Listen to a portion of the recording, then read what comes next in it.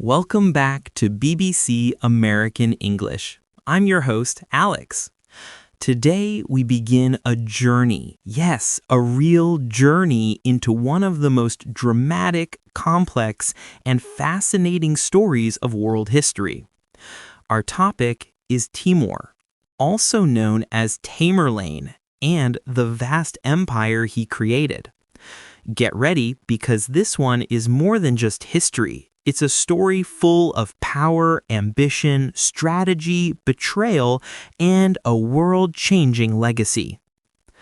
Before we dive in, remember, whenever you hear me pause to highlight a vocabulary word, don't worry, it's intentional.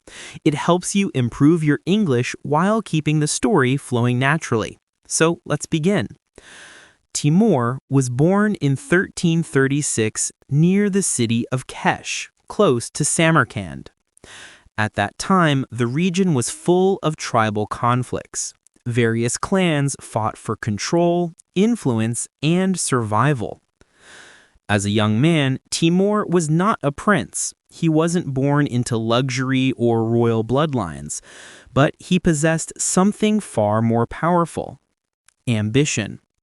Vocabulary: ambition equals a strong desire to achieve something. Timur grew up watching tribal leaders rise and fall quickly. He learned early that survival depended on strategy, alliances, and decisiveness. By the time his 20s, he had already gathered a group of loyal warriors, people who believed in his vision. It's said that Timur received injuries in battles early in life, leaving him with a limp in one leg and paralysis in two fingers. This is the origin of the name Timur-a-Lung in Persian, which Europeans later transformed into Tamerlane. But don't let the injuries fool you. His physical limitations only made his determination stronger. Vocabulary: determination equals persistence, not giving up. As Timur rose to power, he positioned himself as the protector of Islam and order, even though his methods were often ruthless. At the same time, he believed he was fulfilling a divine mission to restore the greatness of the Mongol Empire. By the time he reached full power, his influence spread across Transoxiana, Persia, and beyond. And this was only the beginning. Part 2. The expansion of a ruthless empire. Welcome back. In this second chapter, let's explore how Timur transformed from a regional warlord into a world conqueror. One of Timur's early strategies was building alliances with tribes, then slowly replacing their leaders with people loyal to him. This tactic, vocabulary: tactic means a carefully planned action to achieve a goal, allowed him to expand without always resorting to war. Still, when Timur did go to war, his campaigns were brutal and decisive. He conquered Persia, one of the richest regions of the time. Cities like Isfahan resisted him, and when they did, Timur responded with punishments so severe that they became legends.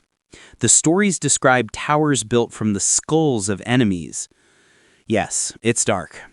But it also reveals how fear became one of Timur's greatest weapons. Vocabulary: weapon means something used to fight or gain power. Here it means psychological power. Timur believed that fear could prevent rebellions and reduce the need for future battles.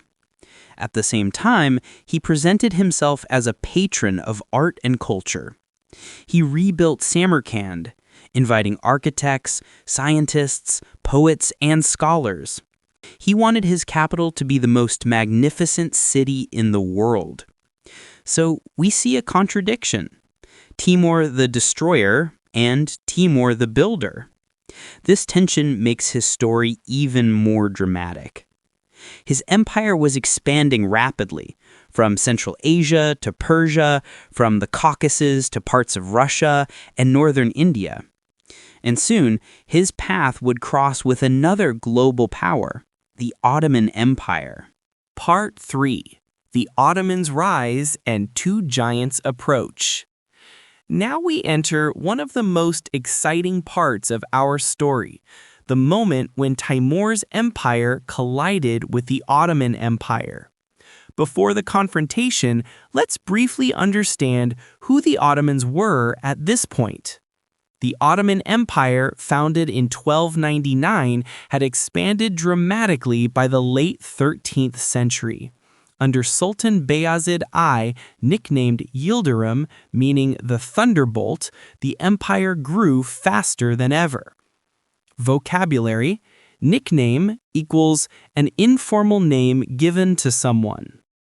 Vocabulary: empire equals a group of nations or territories ruled by a single authority. Bayezid was bold, quick, and aggressive on the battlefield. He defeated rivals, pressured European kingdoms, and began surrounding Constantinople. But here's where the drama intensifies. Both Timur and Bayezid had enormous pride. Both wanted to be seen as the true leader of the Muslim world. Both wanted to dominate Anatolia. Their letters to each other became heated, filled with accusations and insults. Each one saw the other as a threat to his authority. Timur believed Bayezid was interfering with his sphere of influence. Bayezid believed Timur was provoking him unnecessarily. The stage for conflict was set, and the moment these two giants marched toward each other, history held its breath. Part 4. The Battle of Ankara.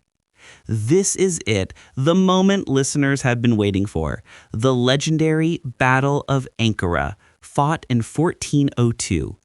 It was summer, unbearably hot. Both armies were massive, but Timur had a strategic advantage.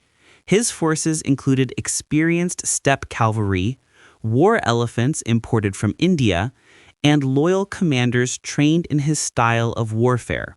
Vocabulary: cavalry means soldiers who fight on horseback. Vocabulary: strategy means a long-term plan to achieve victory.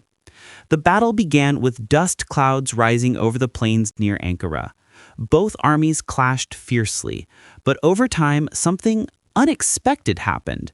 Many of the Turkish tribal soldiers in Bayezid's army defected to Timur because they had old loyalties to him. Vocabulary: defect means to leave one side and join another. Bayezid fought bravely, but Timur's tactics slowly crushed the Ottomans. By the end of the battle, Sultan Bayezid was captured. This was one of the most shocking events of medieval history. An emperor, a rising superpower, brought down and taken prisoner. Timur treated Bayezid with a mix of respect and humiliation. Stories vary.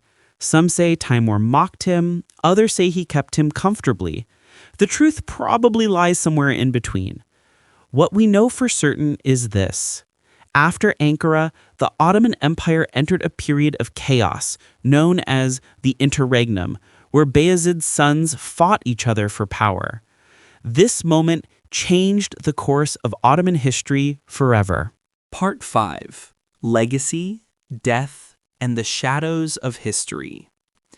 As we come to the final part of our journey, let's reflect on the end of Timur's life and the long shadow he cast over history.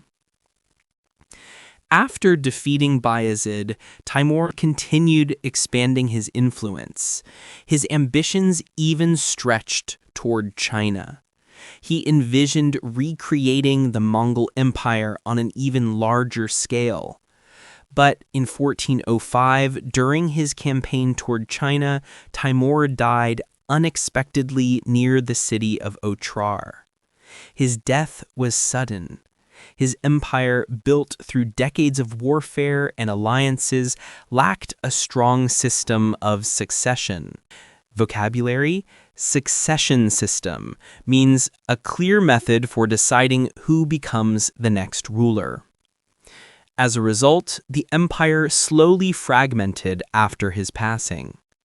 Yet Timur's legacy lived on. His descendants, the Timurid dynasty, ruled important regions and contributed greatly to culture, art, and architecture. From Samarkand to Herat, Timurid influence shaped the Islamic world for centuries. And interestingly, the Ottomans, despite their temporary collapse, recovered and grew even stronger in the long run. A century later, they conquered Constantinople and became one of the most powerful empires in world history. So, what remains of Timur? A controversial figure, a destroyer and a builder, a conqueror and a patron of culture. A man whose name echoes across Asia, the Middle East, and Europe. His story is not simple, and that's exactly why it captivates us. Thank you for joining me today on BBC American English. I hope your English improved, your knowledge expanded, and your imagination traveled far beyond the walls of your room.